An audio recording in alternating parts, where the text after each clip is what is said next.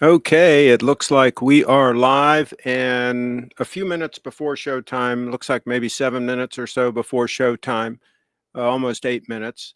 And so I went live a little bit early, give you folks some time to get in here. And I am live on location at Bus Grease Monkey.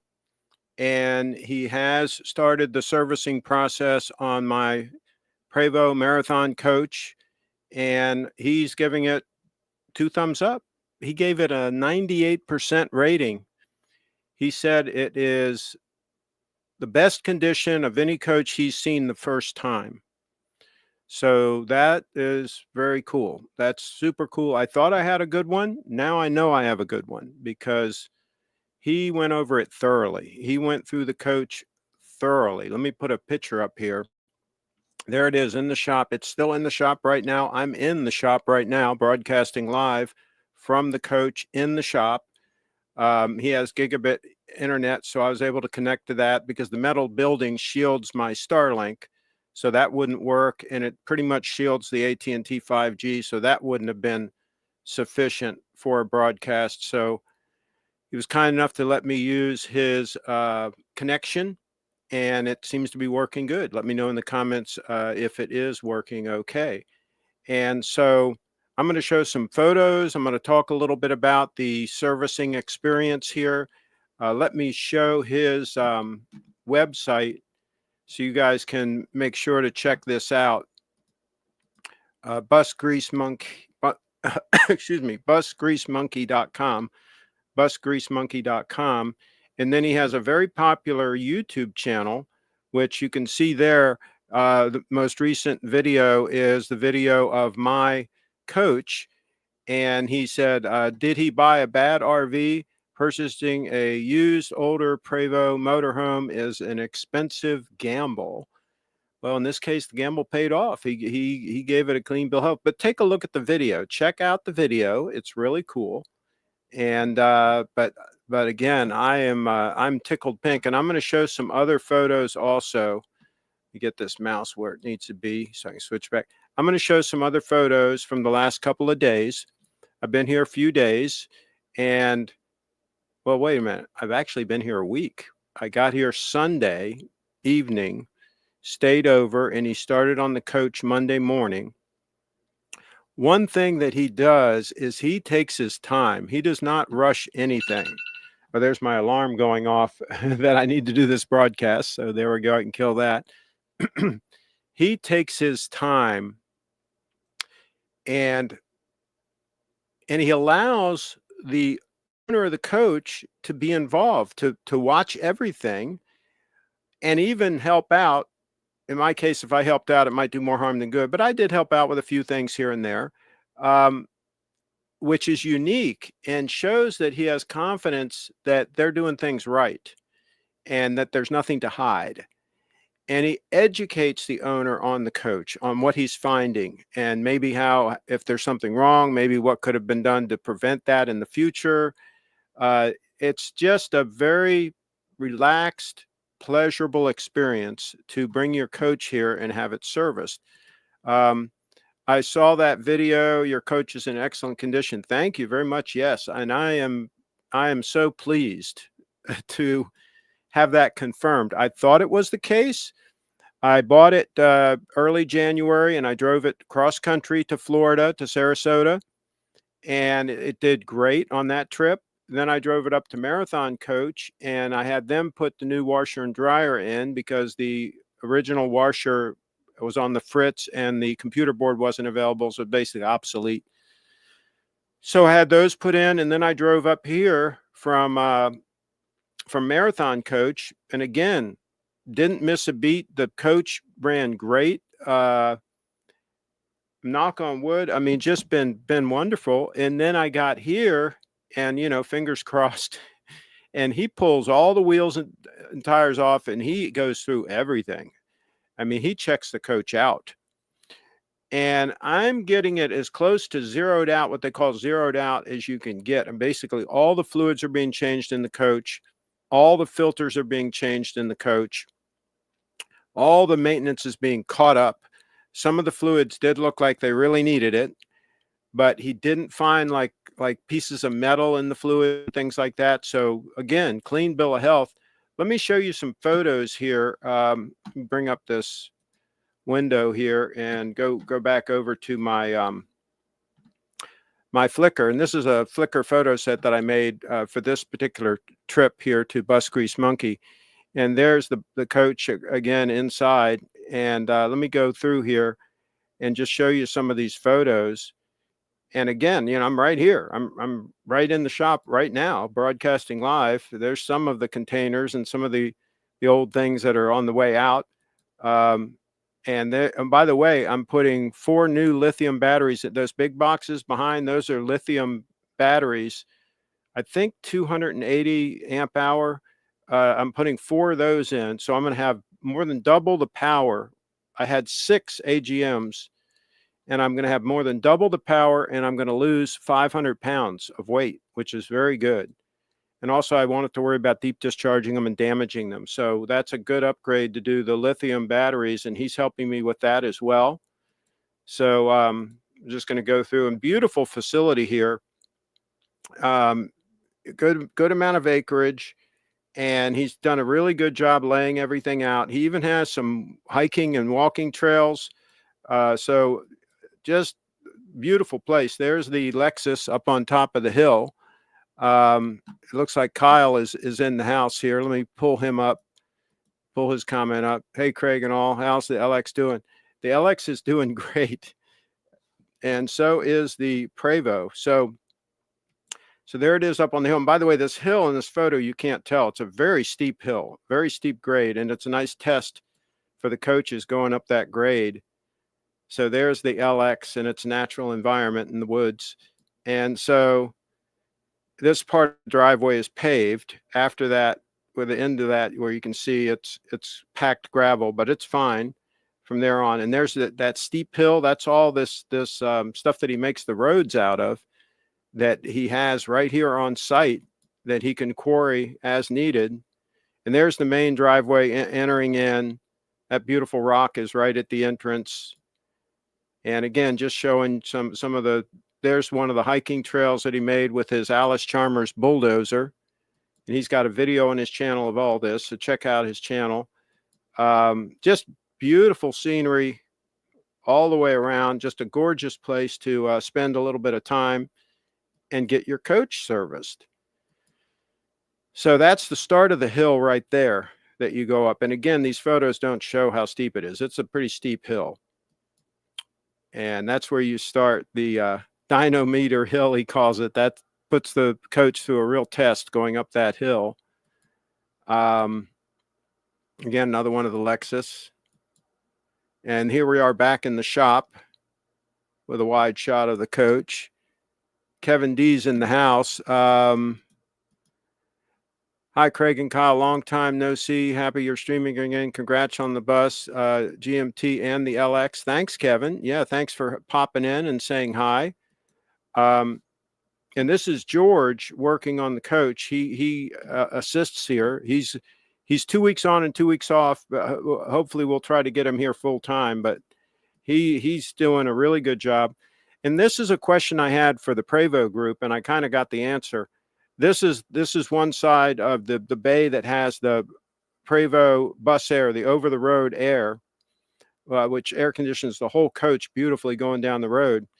And they had, here's the air intake for air coming in. And if I go back, you see those vents there? They line up with that air intake for fresh air coming in. But the previous owner riveted this blocking the passage for that fresh air coming in. And the consensus was in the group that was done because you too much dirt and dust will come in and you don't really need it.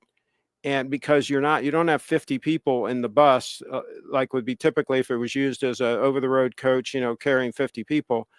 And so you don't have to worry about not having enough oxygen and bringing in the fresh air because enough gets in, slips in anyway. And this just keeps the dust and dirt down. So that's why they do that on these motorhomes. So there's a ditch that I cleaned out. I'm officially a ditch digger now. I helped out by clearing out this rain ditch a little bit. So there's George. And I took this photo because I wanted to show the size of that drum. Look at the size of that drum brake. Everything on this coach is oversized. It's incredible. And this is why I say, if you're going to get a quote RV, get something like this. Get something that's heavy duty that can, handle the road. Don't get some plastic, fantastic, class A on a marginal truck chassis that's stapled together and think that you're going to have a good RV experience. Here's another comment. I have a converted 1996 H345 that I'm going to have Scott go over and fix a few things. You will have a great experience. Have you been there before? Let me know. Have you been there before? Kyle has a question. Where to next, Craig? Chicago. I'm going to go to visit my niece in North Carolina and check out her property. Then I've got to go back to Maryland to try to get that property there sold. And then, yes, Chicago is on the list. Chicago is on the list. All is well. Thanks, Kyle. Are you still in California? I think Kyle probably is. Okay, let me keep going on these photos. Again, look at the size of that drum. That is crazy. And look at the size of that axle. I mean, and it is heavy. It's some heavy stuff. There's nothing light on this coach. Everything is heavy. And there's when I helped them out with the sod. I did, let's say 6.3 miles or something. Let me hide this thing. I don't need that. 6.26 miles I did the day that we laid down the sod. And that's how I after I cook my eggs with the onions, I take the leftover and put it in that, and I have 4 days worth. And there's my meal, and I'm going to show you how I make it. This is in descending order. That's the potatoes underneath, tomatoes, eggs with the onions, and some avocado. And see, I'm going to keep going back. There's the tomatoes. There's the eggs being cooked. And there's the potatoes with the avocado. There's and there it is with the vinegar on top. There's without vinegar. There's first step. That's the potato first. So that was in descending order how I do the meal. Let's go back here. I haven't been to Scott's yet. I haven't been to Scott's yet. I will definitely be making an appointment. I've been following his YouTube channel since the beginning, and I would only trust him for repairs. You and me both. You and me both, partner.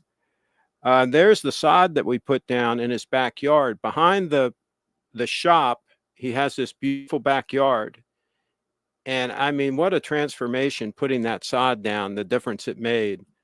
It just really transformed the whole area. And these are some tips about the inverters that I have to reprogram. So I'll just blow through here. So I'm going to have to reprogram the inverters for the new batteries. So let's keep going. There's another comment on the inverters. These are all photos that are in this set. And there he is in the Snap-on truck, Scott in the Snap-on truck, and John checking out some Snap-on tools. They're a big fan of buying made in the USA. There's my fuel stop, $385, 101 gallons. But I got a discount because I used the Open Roads app. So I saved like $90 on that fill up by using the app, Open Roads, at Love's Truck Stop. There's a photo that Scott took when I arrived at the place. He took that Sunday night. And, oh, this is a post that Brianna did for one of our clients. So they get a free plug in here, Frederick.com. There you go. All right, there's Michael Saylor. I think that's it. I think we're out of the photos about the stop here. So, yeah, 2 big thumbs up. I'm really pleased with the results of the servicing. He's almost done. He has to put some more of the fluids back in. Some more of the coolant needs to go in tomorrow. And the batteries are going in tomorrow. And I don't know what else. There's not a whole lot else to do. The batteries are going to be a job because they're heavy as all get out. The ones that are in there, 6 of them, and they're kind of hard to get to. But so those need to be taken care of, and take the old ones out, put the new ones in. We're taking 6 out and we're putting 4 back in because the batteries I got are a little bit wider than the existing batteries, and so 6 would not fit. So, but that's fine because 4 is still going to give me double the power of what I had before. And I had a lot of capacity before. So now I'm going to have double the power and save 500 pounds of weight, which is good. Anytime you can cut weight out of these coaches, that's better. That's a good deal. I already probably took 400 pounds of taking all the stuff off the roof. You probably saw the video about that previously, how I took all the obsolete stuff off the roof, the big dish for direct TV and the big dome antenna and a bunch of other stuff. That all came off the roof.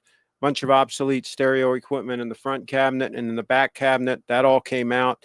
That was probably 400 pounds worth of stuff once all that was removed. So I've taken 900 pounds out of this coach since I got it, which I am definitely pleased with that.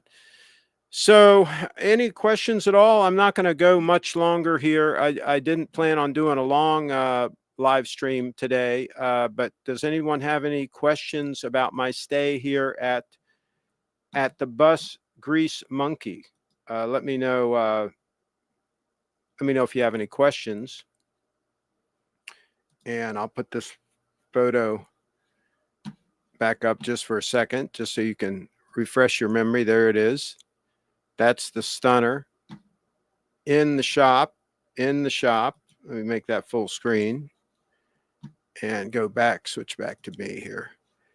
So let's see here. Bus Grease Monkey is in the house, and he says lots of cables to keep track of. So I'm going to put an invite link in here in the chat, just in case anybody wants to pop in and say hi. I'm going to put a link right in the chat. Make that easy for people. But yeah, the obsolete stuff that I took out, I don't need it because the TV I put in the front, and let me swivel my camera around so you can see that, because I was watching the movie. Let's see, will this do it?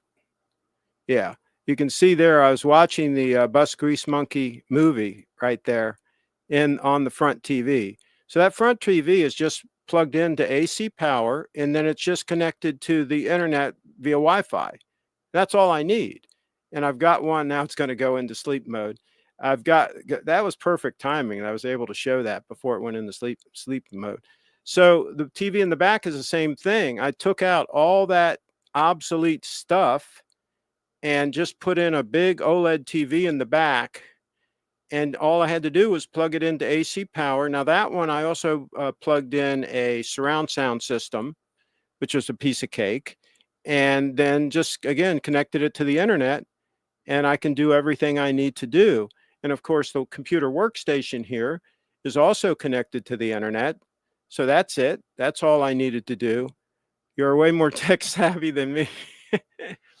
You can't click on that link and come in, Scott, and say hi? Oh, well, we'll see. But anyway, he's in the chat, and you got to check out his channel. There is a link in the description of this video.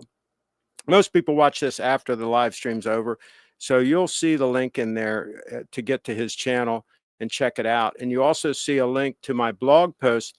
Let me show you my blog post that I have about the coaches.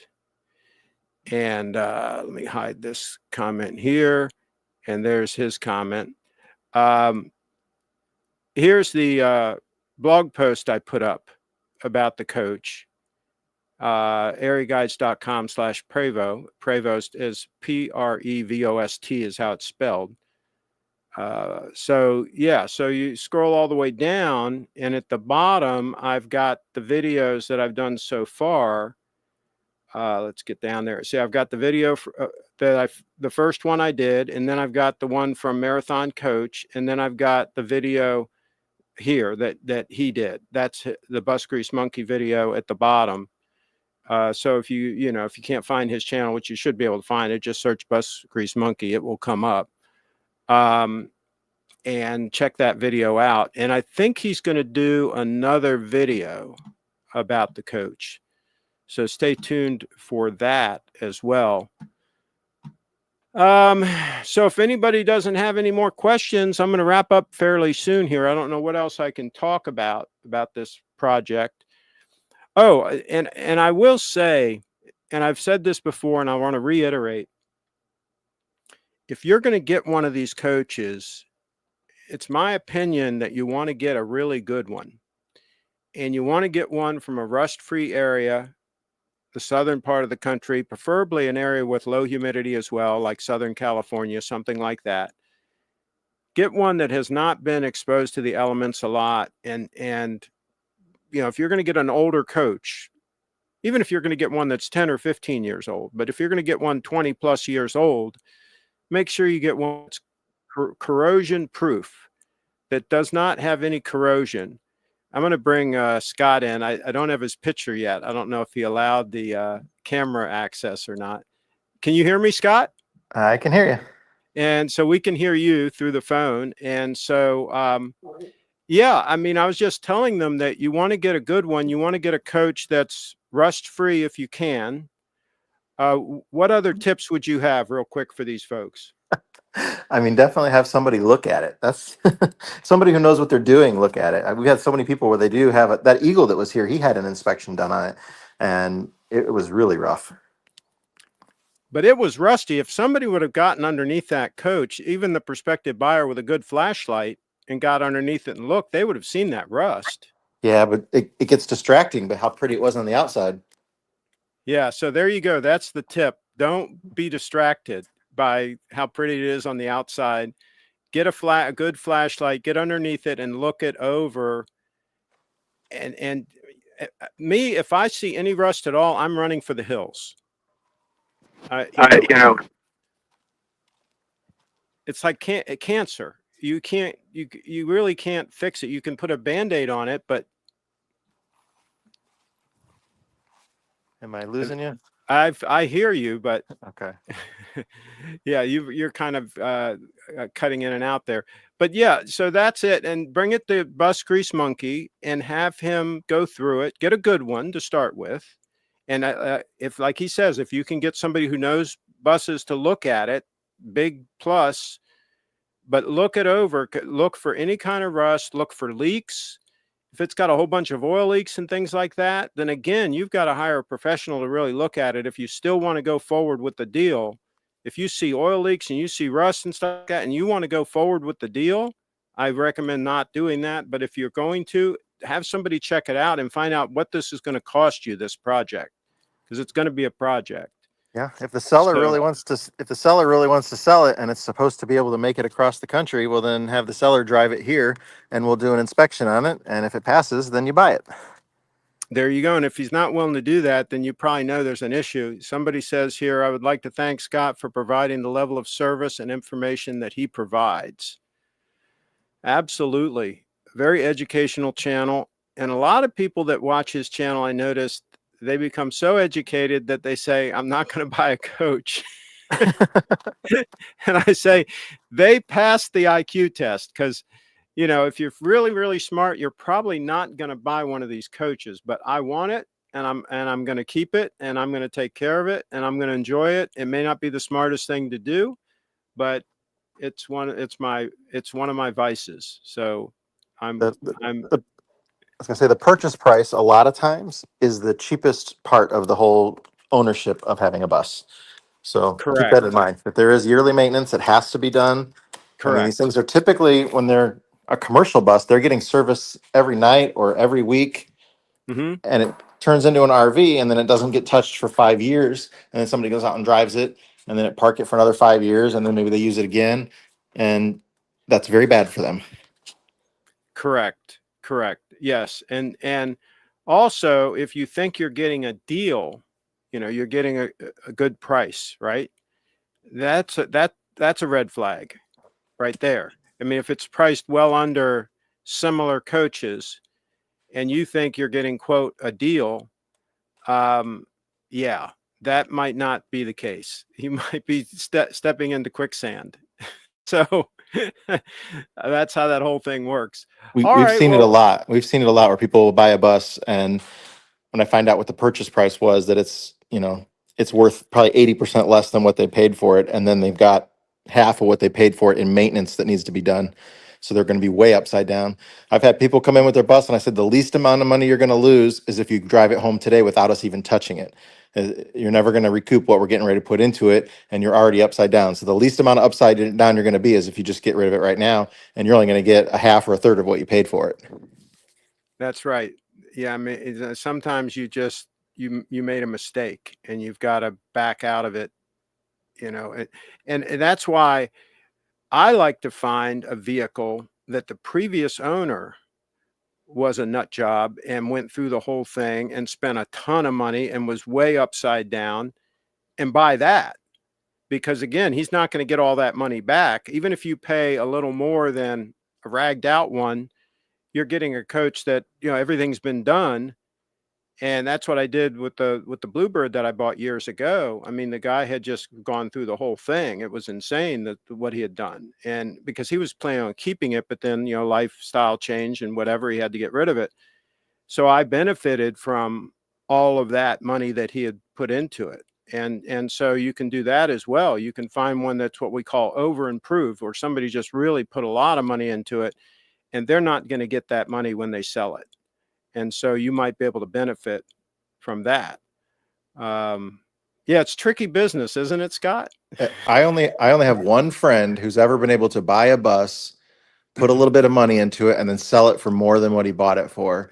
That's a very rare thing. You're almost always going to end up upside down. So your entertainment value benefit, you have to put a price tag on what you got out of enjoying the bus, being able to take it on the family trips.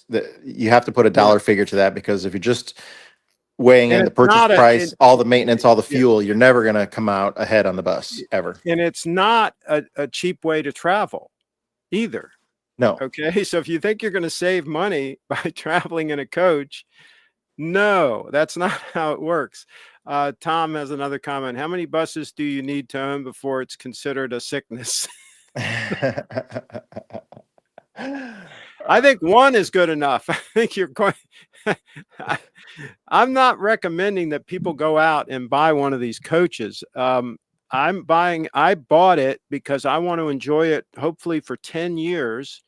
And I'm not planning on getting anything out of it 10 years from now. If I get anything out of it 10 years from now, that will be a bonus. I'm looking at it as a consumable that is going to require a significant amount every year to maintain it. And I'm going to enjoy it, but I know it is not a financially good decision. I know that going in. So and I think the second bus, once you have two, that is the sickness, because you can only use one at a time. So once you're on number two, you're in trouble. And I own more than one, and George owns four. So okay. So we're not the good ones to ask for advice on how to avoid being coach sick. one is expensive. Two is you got stupid money to spend. Oh my goodness. Yeah. All right. Well, this is your day off. I've kept you long enough. So thank you for popping in. Any additional pearls of wisdom that you have for the folks that are going to watch? Most people are going to watch this after the fact. Any pearls of wisdom you have? Not really, other than, like I said, before you buy something, man, really look at it or watch some of our videos, or like I said, if you can get them to bring it here, that would be great. I don't see why somebody would say no. Even if you offer to pay for the fuel to get it here, what can they, if they say it's going to drive it from California to New York as many times as you want, they should be able to drive it to Tennessee. You pay them for the fuel, even if you're not buying it, they drive it here, and then we look at it and go from there. Yeah. And I would do the deal. Okay. If it's as represented, that's what I did with the guy out in California was I said, listen, I'm coming out there to get the coach. We're going to do a deal, assuming it's as represented. And I asked him specific questions. I had several long conversations with him. I had him send additional photos and so on. And I was very detailed. And if I got there and I noticed anything he said was not correct, I was prepared to turn around and leave. Send me a picture of the bus with you holding today's newspaper, so there's a current photo. Sure. Correct, because people will do that. I had one guy do that, and I got there and I looked at the coach and I said, "Where's the coach you were telling me about?" And I immediately got in the car and turned. Scott, I'd driven like 18 hours to look at the coach. And it was actually in Western Tennessee was where it was located. And it was like, a long drive for me. It was almost to the Mississippi River, for gosh sakes. And so I got there and where's the coach you were telling me about? I just got in the car and turned around and came back. That was it. So you got to do that. You got to walk away. If anything seems off, take your time, find one where things don't seem off and you get a good one, and have Scott check it out. All right. Thank you, my friend, for popping in. Okay. Enjoy the rest of your day. Yep. You too. Take care. Thanks. Bye-bye. Bye.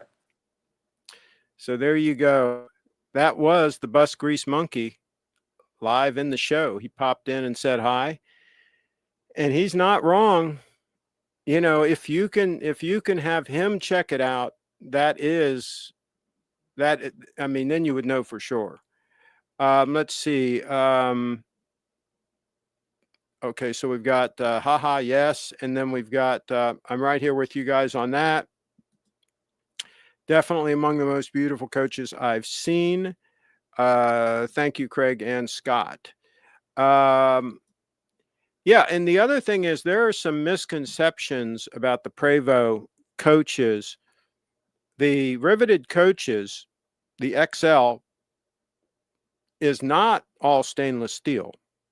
The superstructure is not all stainless steel. The XL2, the main structure of the coach, all of those main members and all, I believe, are stainless steel.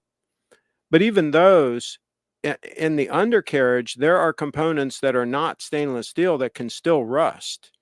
So if you get one from a rusty area, you can still have a lot of issues, even with an XL2. And then the XL2 has the added issue of potential delamination of the stainless steel panels on the side just coming unglued, literally coming unglued. So you got that issue. And of course, you're going to pay more money for an XL2. So that's why I went after the XL, but a rust-free example of it. And so I didn't have to worry about the corrosion issues because I got one from an area where they don't rust.